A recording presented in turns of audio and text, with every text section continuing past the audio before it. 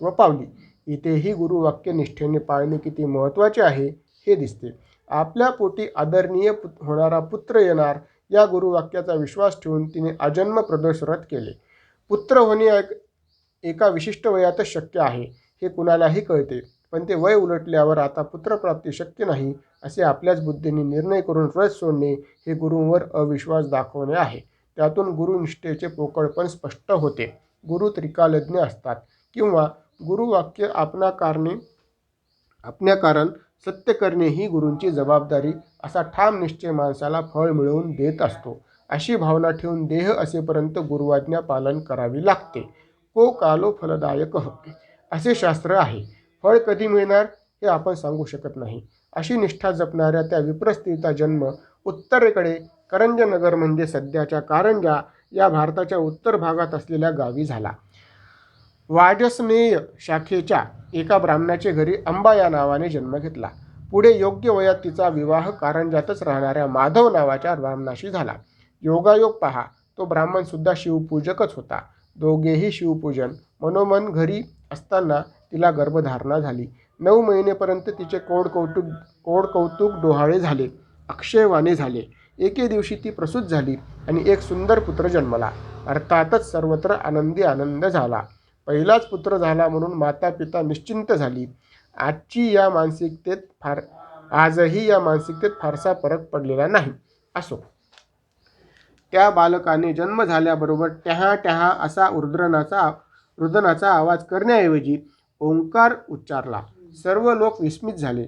विद्वान ज्योतिषांना बोलावून माधवाने जातकर्म केले. हा संस्कार लुप्तप्राय आहे. षोडश संस्कारातील हा एक संस्कार आहे. हा संस्कार केल्यानंतर ज्योतिषांकडून जन्मलग्नादिकांची माहिती जाणून घ्यावी. काही अशुभ योग दोष असतील तर तन्निमित्त जपदानादी कृत्ये करावी असा विधी आहे. त्यानुसार त्या माधव ब्राह्मणाने संस्कार केला. ज्योतिषांनी सांगितले, हा मुलगा मोठा तपस्वी ऋषी होईल. जगद्गुरू तर होईलच, पण याचा अनुग्रह ज्याला होईल तोही सर्वांना वद्य होईल. याला सर्व प्रकारच्या सिद्धी येतील. अवतारी पुरुषात याची गणना होईल. मात्र हा गृहस्थाश्रमी होणार नाही. माधव आणि अंबा यांचा आनंद गगनात मावेना. सर्वांना त्यांनी वस्त्रे, दक्षिणा, भूषणे देऊन संतुष्ट केले.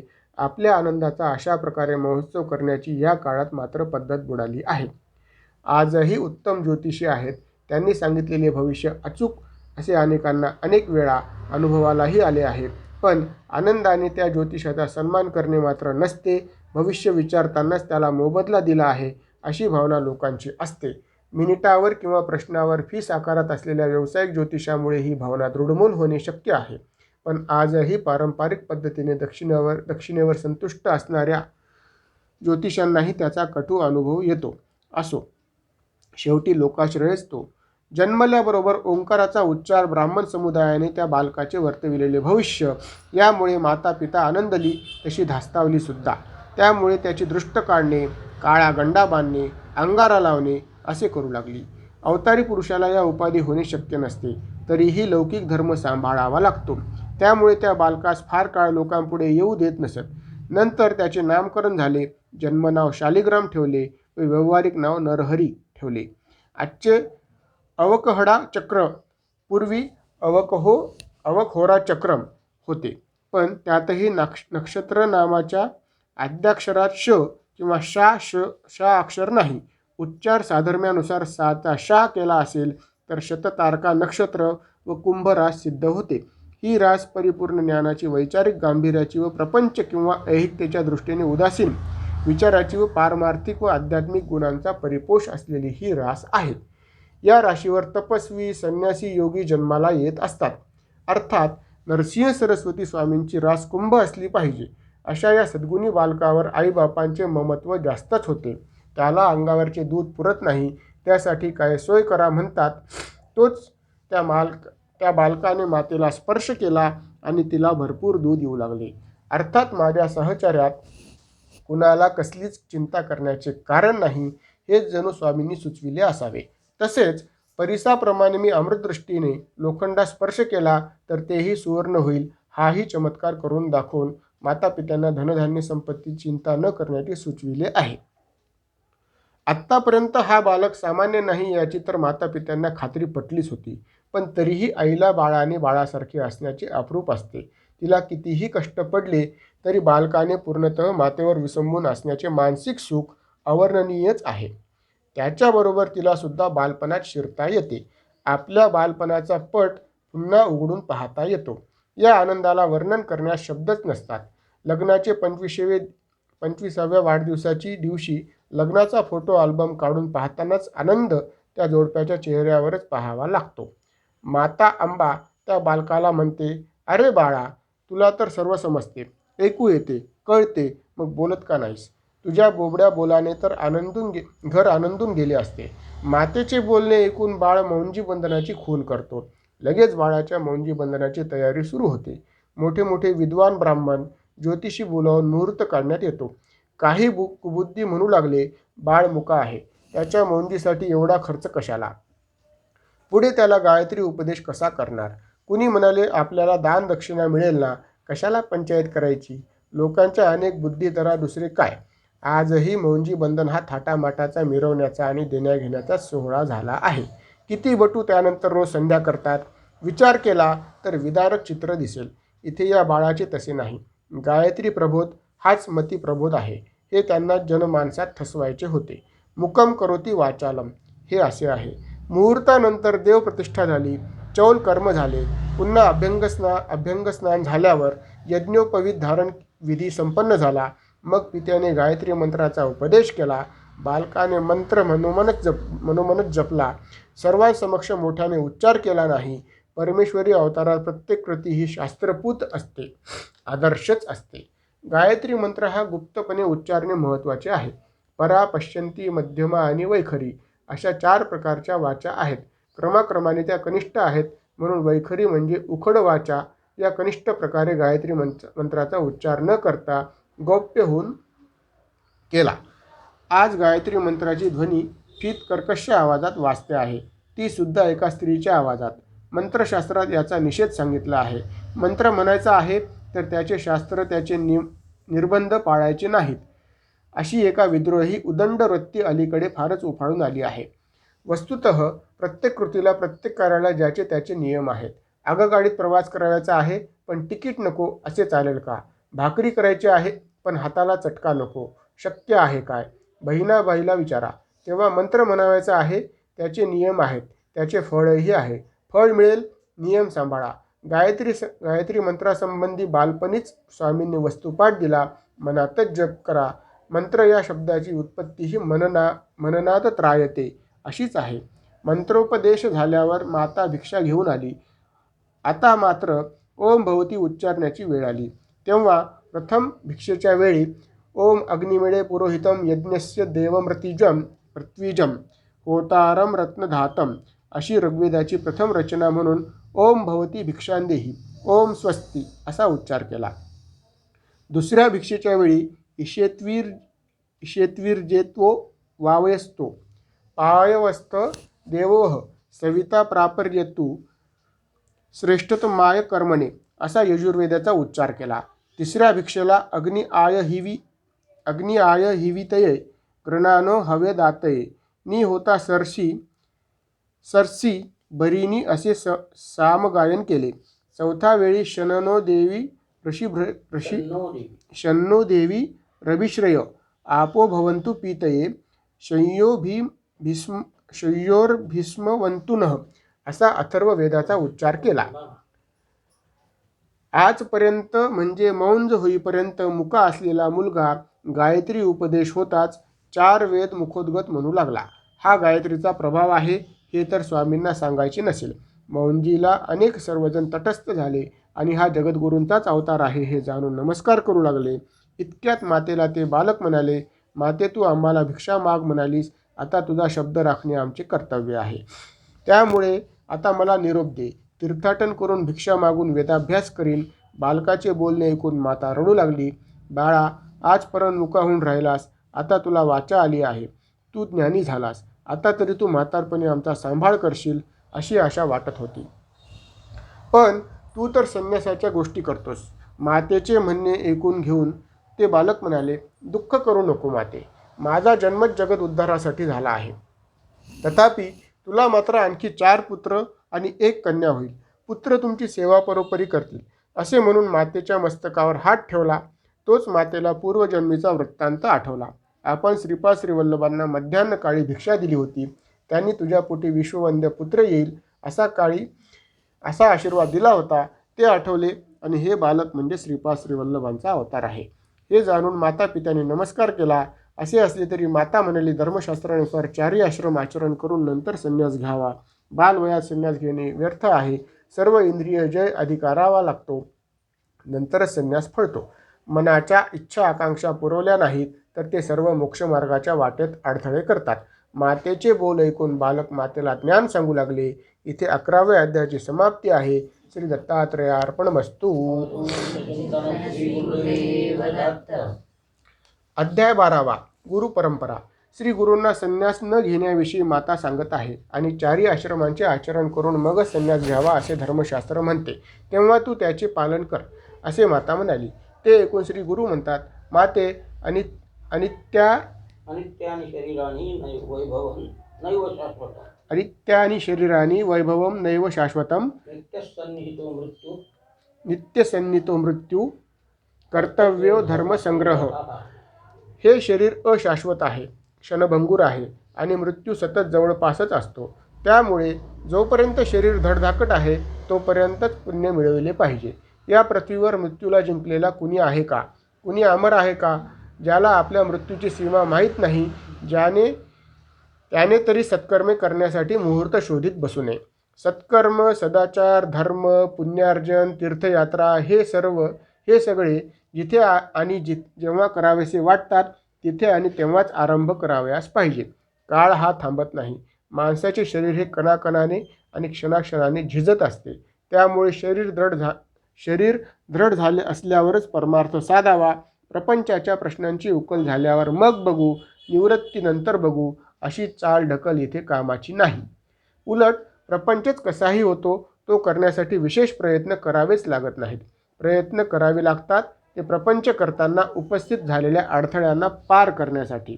प्रयत्न करावे लागतात ते प्रपंचात कुणाच्या तरी कशाच्या तरी तुलनेने अधिक सुख साधण्यासाठी आणि प्राप्त झालेल्या सुखांच्या उपभोगाच्या प्रक्रियेतून निर्माण होणाऱ्या व्याधींच्या निरसनासाठी. या उलट ईश्वर आराधनेत केलेल्या प्रयत्नाची क्रिया प्रतिक्रियाद्वारे सुख, समाधान, शांती हे आत्मिक लाभ होण्यात परिवर्तन होते. श्रीयते तत्शरीरम. जे झिजते ते शरीर. या शरीराच्या आधाराने असणाऱ्या इंद्रियांच्या संतोषासाठी काळ व्यतीत करणे जाणत्यासाठी तरी हितावह नाही. पुत्र, दारा, धन, गोधन, घर, दार, माडी, बंगला याला शाश्वत सत्य मानणाऱ्याचा जन्म वाया गेला. ज्याप्रमाणे नदी सागराला मिळाली की परतून येत नाही, त्याप्रमाणे गेलेला क्षणही परत येत नाही. धनानी भूमो पशवश्च गोष्ठे कांताग्रहद्वारे देहश्चितायाम. आयुष्यभर कष्ट करून पैपै करून मिळवलेला पैसा इथेच राहतो. गायी, म्हशी, गोष्टे गोठ्यातच राहतात. पत्नी फक्त दारापर्यंत येते आणि हा देहसुद्धा चितेपर्यंत येतो. पण हे सर्व करण्यासाठी, कमावण्यासाठी केलेले चांगले वाईट जे कर्म आहे तेच फक्त जीवासोबत येत असते. अशा या भयानक प्रपंच सागरात पुनर्जन्म होतो. चांगलं केलेलं ते चांगलं बघण्यासाठी, वाईट केलं ते वाईट बघण्यासाठी. ते सोबत घेऊन जावं, ते घेऊन यावं. अशा या भयानक प्रपंच सागरात मला राहायला सांगतेस माते. संसार विजेसारखा आहे, चमकते लगेच लुप्त होतो. संसार मोगऱ्याच्या फुलासारखा आहे. फूल कितीही सुगंधी असले तरी थोड्याच वेळात ते कोमेजते, शुष्क होते. अशा अनेक प्रकारे समजून सांगितल्यावर ऐकणारे सर्व स्थिमित झाले. माता म्हणाली, बाळा, मला ज्ञान सांगितलेस ते बरे झाले, पण आता एक विनंती तरी ऐक. तू मला 4 पुत्र होतील म्हणालास, मग 1 पुत्र तरी होईतो आमच्याजवळ तू राहा. श्री गुरु म्हणाले, ठीक आहे, आमचे वाक्य सत्यच होईल, पण तू सुद्धा तुझ्या शब्दाला चिकटून राहा. तुला 2 पुत्र होताच मला निरोप दे. मी 1 वर्षभर इथेच राहीन. त्या वचनाप्रमाणे श्री गुरु 1 वर्षभर तिथेच राहिले आणि शिष्यवर्गांना वेदाभ्यास सांगू लागले. त्या गावचे विद्वान, ब्राह्मण, शतशास्त्री सर्वच जण शिकण्यास येऊ लागले. अशा प्रकारे कालक्रमणा होत होती. माता पित्यांनाही फार आनंद होत होता. 7 वर्षाचे आपले मूळ गावातील सर्व विद्वानांना शिकवत आहे, हे दृश्य कुणाला सुखावणार नाही. काही कालानंतर माता गरोदर झाली. पुत्राच्या बोलण्याप्रमाणे घडले म्हणून ते त्याला देवाच्या ठाई मानून पूजा करू लागले. 9 महिन्यानंतर मातेला जुळे झाले, तेही पुत्रच. आनंदाला पारावर नाही. अशा तऱ्हेने ती बालकी 3 महिन्यांची झाली. तेव्हा श्री गुरु मातेजवळ आले आणि म्हणाले, माते, तुझी मनोकामना पूर्ण झाली ना? अजून 2 मुले व 1 मुलगी होईल. तुम्ही सर्व आनंदाने राहाल. आता मात्र मला जाऊ द्या. असे म्हणताच मातेला दुःखाचे कड येऊ लागले. आपण याला मुका समजलो, रडू लागला तर त्याला कडेवर न घेता तसेच सोडत असू, असे अनेक परीने आपण त्रास दिला आणि हा मात्र प्रत्यक्ष दत्तावतार आहे, असे म्हणून ते पुत्राकडे क्षमायाचना करू लागले. त्यावेळी श्री गुरु त्यांना समजावून सांगतात, आई, तू पिनाक पाणी शंकराची आराधना केली, त्यामुळे मला अवतार घ्यावा लागला. आता काळजी करू नका, मी पुन्हा तुमचे दर्शनास येईन. तेथून पुढे ते काशीस गेले. प्रत्यक्ष अवतारच काशीसारख्या तीर्थक्षेत्री राहून आत्माराम म्हणजे स्वतःची पूजा करू लागले. अनेक अनुष्ठाने तपश्चर्या करू लागले. अष्टांग योग त्यांना साध्य होते, त्यामुळे त्या आधारे तपश्चर्या करू लागले. यम, नियम, आसन, प्राणायाम, प्रत्याहार, ध्यान, धारणा, समाधी असे पातंजल योगशास्त्रात वर्णिलेले 8 योग आहेत. त्यालाच अष्टांग योग म्हणतात. ईश्वर प्राप्तीसाठी 4 मार्ग अध्यात्मशास्त्रात सांगितले आहेत: भक्ती, कर्म, योग आणि ज्ञान.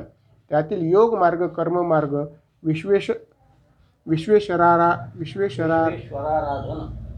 विश्वेश्वराराधना म्हणजे भक्ती या 3ही मार्गाने ईश्वर भक्ती करण्याचे जणू आदर्शच ते स्थापन करीत होते.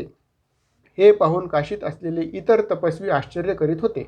बालवयात शरीर स्वार्थाचा विचार न करणारा हा कुणी योगी संन्यासी असावा, असे एकमेकात चर्चित होते. त्यात एक वृद्ध तपस्वी होता, कृष्ण सरस्वती नावाचा. तो सर्व तपस्व्यांना म्हणाला, या बालकाचे मणिकर्णिकेतील त्रिकाळस्थान, अनुष्ठान, योगाभ्यास पाहता हा नक्कीच सामान्य माणूस नाही. हा अवतारच असावा. त्याला नमन करावेच. वय लहान आहे असा विचार न करता त्याला विश्ववंद्य समजून नमन करा. ज्येष्ठांनी कनिष्ठांना नमन करू नये, असे शास्त्र आहे. तसेच संन्यास मार्गींनीही कुणालाच नमन करू नये, असे शास्त्र आहे. तथापि विद्याज्ञान जिथे अधिक आहे, तिथे वय हा गौण भाग ठरतो. म्हणूनच विद्वान सर्वत्र पूज्यते म्हणतात. असा विचार करून कृष्ण सरस्वतींनी विचार मांडला की आपण याला विनंती करू आणि संन्यास दीक्षा घेण्यास सांगू, म्हणजे आपणही वंदन करू शकू. श्री गुरूंना त्यांनी विनंती केली की या कलियुगात संन्यास मार्गाची व संन्यासाची निंदा होत आहे. या कलियुगात यज्ञदार, गवालंभम संन्यास, फलपैत्रक आणि देवराज्य सुतोत्पत्ती म्हणजे नियोग हा 5 वर्ज्य सांगितले आहेत. आपल्यासारख्यांनी त्याची संन्यासाची स्थापना केली तरच ते प्रतिष्ठा पावेल. पूर्वी श्रीमद आद्य शंकराचार्याने असेच केले होते आणि कली प्रगट होण्यापर्यंत ते अविरोध चालू होता. कली प्रबळ झाला आणि ते सर्वत्र संपले. इतका सूक्ष्म विचार त्या काळी सर्वांतात जागृत होता. त्यामुळे नियम, बंधने ही उन्नतीपर साधने मानण्यात येत होती. देवराज्य सुतोत्पत्ती म्हणजे नियोग हा अपवाद कसा कुठे किती वापरावा याचेही निश्चित असे नियम होते. या नियोग प्रक्रियेतूनच महाभारतातील धृतराष्ट्र, पांडू व विदुराचा जन्म झालेला आहे. नियमाचा अपवाद वापरूनही इतकी कर्तबगार तेजस्वी संतती निर्माण होऊ शकते. आज भ्रष्ट आचार विचारामुळे संतती किंवा विवाह उद्देशात सांगितलेली सुप्रजा निर्माण होण्याऐवजी नुसती लोकसंख्या किंवा शिरणगतीच वाढीत आहे. संख्यात्मक वाढ अमर्याद होत आहे. गुणात्मकता लोप पावत आहे. असो, सर्व मुनिवरांची विनंती ऐकून श्री गुरूंनी कृष्ण सरस्वतीपासून संन्यास दीक्षा घेतली. त्यांना गुरु केले. रामावतारात वसिष्ठांना गुरु केले. कृष्णावतारात सांदीपनी ऋषींना गुरु केले. त्याप्रमाणे ईश्वरी अवतार नसूनही मानवी देह आहे, त्याप्रमाणे आचरण केले पाहिजे, हाही उपदेश त्या निमित्ताने श्री गुरूंनी दिला. नंतर पुष्कळ शिष्य समुदाय सोबत घेऊन उत्तरेकडे बद्रीवनात गेले. मेरू पर्वताला प्रदक्षिणा करून अनेक तीर्थयात्रा करीत गंगासागरास आले. गंगासागरापाशी तटाक यात्रा करीत प्रयाग क्षेत्री आहे. तिथे त्यांना माधव नावाचा एक ब्राह्मण भेटला. त्याची विद्वत्ता आचरण पाहून श्री गुरूंनी त्याला संन्यास दीक्षा दिली आणि माधव सरस्वती असे नामांकित केले. असे अनेक शिष्य झाले. 12व्या अध्यायात गुरुपरंपरा कथन करून हा अध्याय संपन्न केला. श्री गुरु दत्तात्रयार्पणमस्तु. अध्याय 13वा. विप्रोदर व्यथा निवारण. गुरुपरंपरा ऐकल्यावर नामधारक सिद्ध मुनींना वंदन करून म्हणाले, हे मुनिवरा, आपण जे सांगितले त्यामुळे माझ्या मनाला आनंद झालाच, पण ज्ञानामृतही मिळाले. आपण जो मला गुरूंच्या विषयी सांगता तो मला हे चरित्र ऐकण्याची अधिकच इच्छा होत आहे. पुढे भूक लागलेल्या पशुला समोर गवताचा मोठा भारा दिसावा. ज्याने स्वप्नातही ताक पाहिले नाही त्याला दुधाचा हंडा दिसावा. मग त्याला तेथून इतरत्र जाण्याची इच्छाच होणार नाही. मी तसाच गुरुचरित्राविषयी अजान होतो, पण मनातील आकांक्षा स्वस्थ बसू देत नव्हती. अशा अवस्थेत तुम्ही मला भेटलात तेव्हा अंधारात जणू काही सूर्यच उगवला असे मला वाटत आहे. या उपकाराचे ऋण मी असे शिरावर वाहीन. मातृ ऋण, पितृ ऋण, आचार्य ऋण असे जीवनात माणसाला होणारे ऋण आहेत. घेतलेले ऋण वेगळे, होणारे ऋण वेगळे. इतर सगळी ऋणे फेडता येतात, मात्र मातृ ऋण हे जन्मोजन्मी फेडता येत नाही. सांप्रत घेतलेली ऋणे सुद्धा फेडण्यापेक्षा बुडवण्याकडे मानवी प्रवृत्ती आहे. किंबहुना ऋण हे बुडवण्यासाठीच असते अशी धारणा समाजात दृढमूल होऊ लागली आहे. तिथे होणाऱ्या ऋणांची जाणीव न ठेवणे, न होऊ देणे अथवा न मानणे फारसे अशक्य नाही. इथे मात्र नामधारक गुरु माऊलीचे ऋण त्यातून उत्तीर्ण होऊ शकणारच नाही असा भाव प्रगट करीत आहेत. मातेने शिकविलेले ज्ञान आणि गुरूंनी शिकविलेले ज्ञान यात एक समान सूत्रबद्ध आहे. मातेने शिकविल्याशिवाय अक्षर ओळख होत नाही आणि ओळख झालेल्या अक्षरातील अक्षरत्व गुरूंनी सांगितल्याशिवाय कळत नाही. म्हणून एक माऊली, एक गुरु माऊली. म्हणून नामधारक गुरूंच्या ऋणातच राहीन म्हणतो. अशा प्रेमळ, ज्ञानी आणि उदार गुरूंकडून अधिकाधिक मिळवणे साहजिक आहे. प्रयागला गुरुमूर्तींनी माधव सरस्वतीस दीक्षा दिल्यानंतर स्थितीचे वर्णन सांगा अशी पृच्छा केली. तेव्हा सिद्धमुनी म्हणाले, माधव सरस्वतीस दीक्षा दिल्यानंतर पुष्कळ शिष्य झाले. सगळीच नावे सांगणे अशक्य नाही, पण त्यात मुख्य 7 असे 7 शिष्य झाले. बाळ सरस्वती, कृष्ण सरस्वती, उपेंद्र माधव सरस्वती, सदानंद सरस्वती, ज्ञानज्योती सरस्वती आणि 7वा मीच स्वतः सिद्ध. या शिष्यांना सोबत घेऊन काही काळानंतर दक्षिणेकडे तीर्थयात्रेला निघाले. तीर्थाटन करीत करीत करंजनगर म्हणजे कारंजास आले. तिथे त्यांचे 4 भाऊ बहीण, आई वडील भेटले. त्या नगरात श्री गुरूंच्या आगमनाने आनंदोत्सव साजरा झाला. सर्वच जण पूजेसाठी गुरूंना आपल्या घरी येण्याविषयी आग्रह करू लागले. श्री गुरूंनी अनंत रूपे घेऊन सर्वांच्याकडे पूजा घेतली. सर्वांप्रमाणे जनक जननींनीही पूजा केली. त्यावेळी श्री गुरूंनी श्रीपाद श्रीवल्लभाचं रूप घेतले.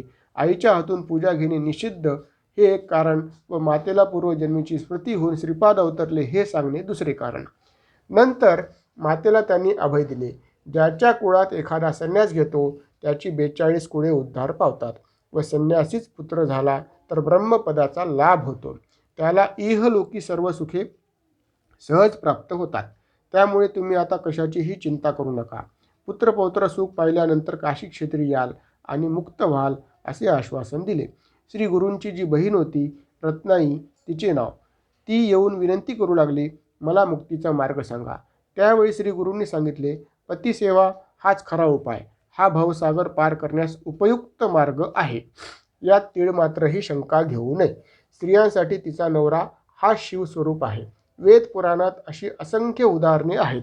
त्यामुळे तूही विश्वास ठेवून पतिसेवाच कर आणि मुक्त हो. रत्नाबाईच्या मनात आले. आपले प्रारब्ध काय हे जाणून घेण्याची तीव्र इच्छा उत्पन्न झाली. समोर जाणता असला आणि मनात श्रद्धा असली तरच असे सुसंवाद होत असतात. तुझी वासना तप करून मुक्त व्हावे अशी का झाली ते सांगतो, ऐक. श्री गुरु म्हणाले, तुझे संचितच असे आहे की तुला त्यामुळे तप करावेच लागणार आहे. पूर्वजन्मी तू गाईला लात मारलीस, शेजारच्या नवरा बायकोत भांडणे लावलीस, त्यामुळे तुझा पती तापसी होईल. गाईला लाथाडल्यामुळे कुष्टी होशील व नंतर माझी पुन्हा भेट होऊन सर्व पापांचे परिमार्जन होईल. असे सांगून नंतर बहीण रत्नाबाईस भीमा अमरजा संगमाजवळ असलेल्या गाणगापूरला जा असा उपदेश केला.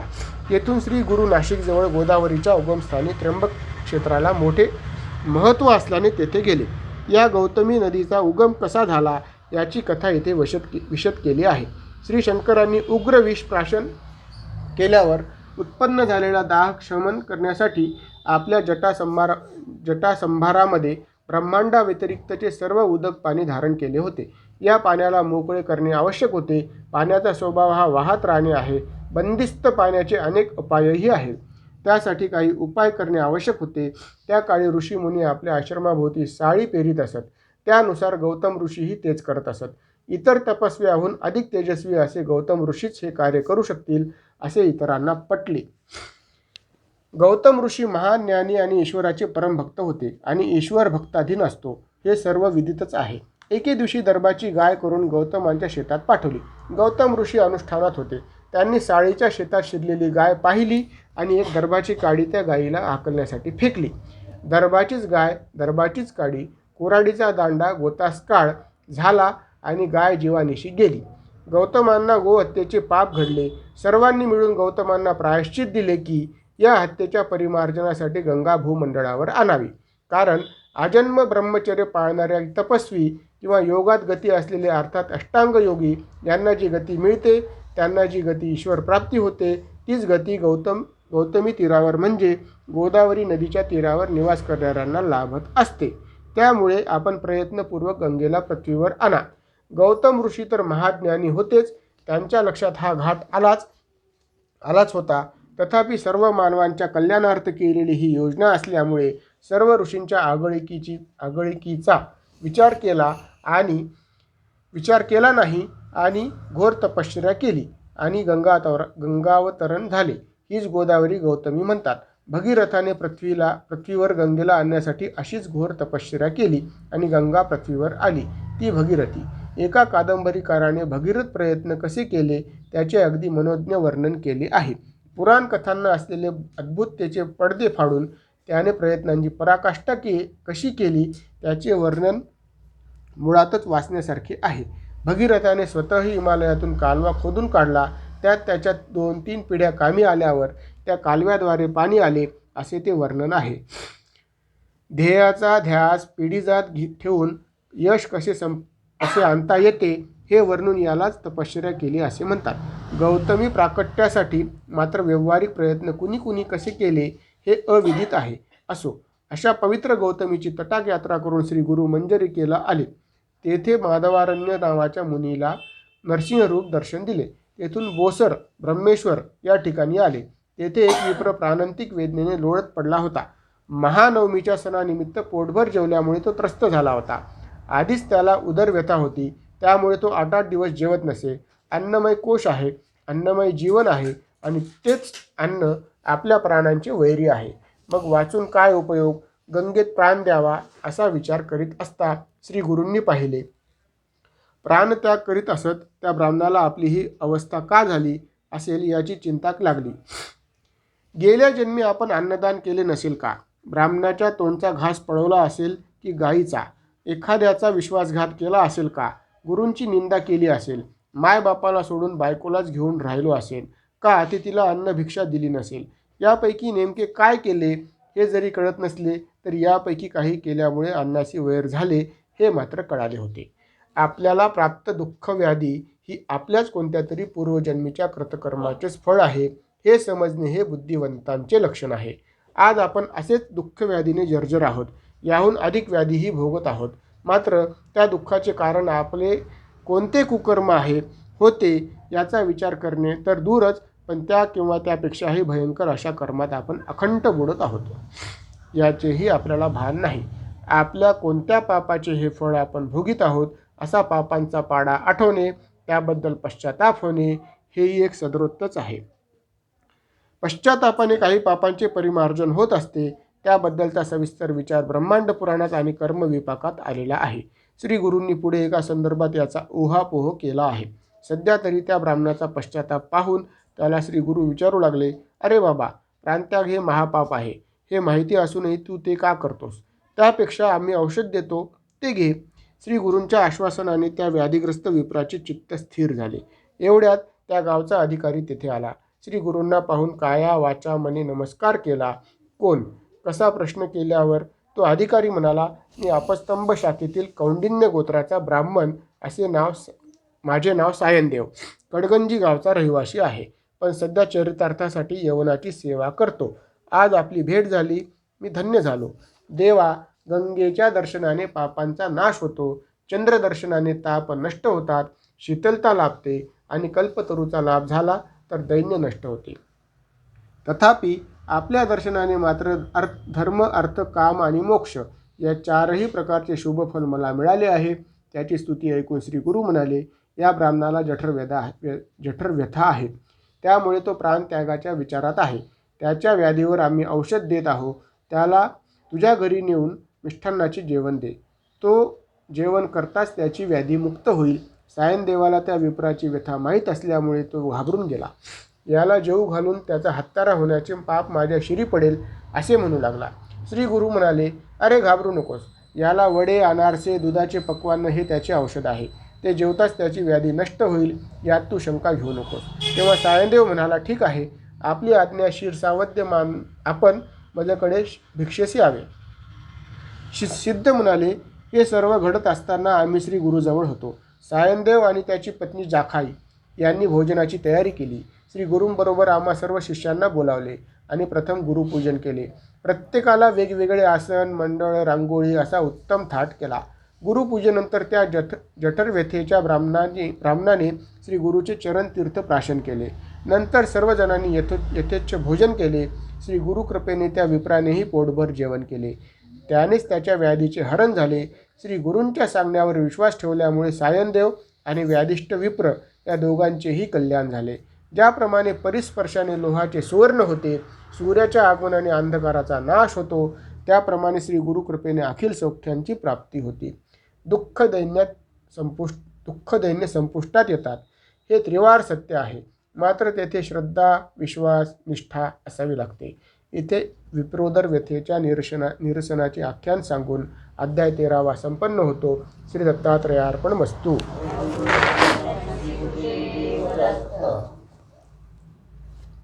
अध्याय 14वा. सायनदेव कथा. सायनदेव ब्राह्मणाची घरी पोटदुखी असलेल्या ब्राह्मणास पंचपक्वान्नाचे जेवण देऊन व्याधीमुक्त केल्यावर श्री गुरुची ते सायनदेवावर कृपा झाली. सायनदेवाने केलेल्या पूजेचा प्रकार पाहून त्यास गुरुभक्तीचे रहस्य चांगलेच कळते असे श्री गुरूंच्या लक्षात आले. त्यामुळे त्याला वंशपरंपरी माझा शिष्य हो असे सांगितले. तू केलेल्या पूजेमुळे माझी तुझ्यावर प्रीती आहे असे गुरु म्हणाले. स्वतः गुरूंनीच माझा शिष्य हो असे सांगितल्यावर सायनदेवाला भरून आले. शास्त्राने सांगितलेला आदर्श गुरुशिष्य प्रकार आपल्याच बाबतीत घडून येत आहे म्हटल्यावर कुणाला आनंदाचे भरती येणार नाही. आजही माझे शिष्यत्व पत्करा, मला गुरु म्हणा, माझा मंत्र घ्या म्हणणारे असंख्य गुरु आहेत. मला शिष्य करा, मला मंत्र द्या, मला अनुग्रह द्या म्हणणारे त्यांच्या कितीतरी पटीत आहेत. मात्र गुरूंचा आध्यात्मिक अधिकार कसल्याही परिस्थितीत मार्गदर्शनाचे गुरुत्व, समदृष्टी, कारुण्य आणि निस्पृहता किती ठिकाणी आहे हा संशोधनाचा भाग आहे. त्याचप्रमाणे गुरुपूजनाचा घाटही गुरूंची अनन्य भक्ती असते, ती गुरूंची प्रसिद्धी, स्वतःच्या भक्तीचे शक्तीचे प्रदर्शन असते.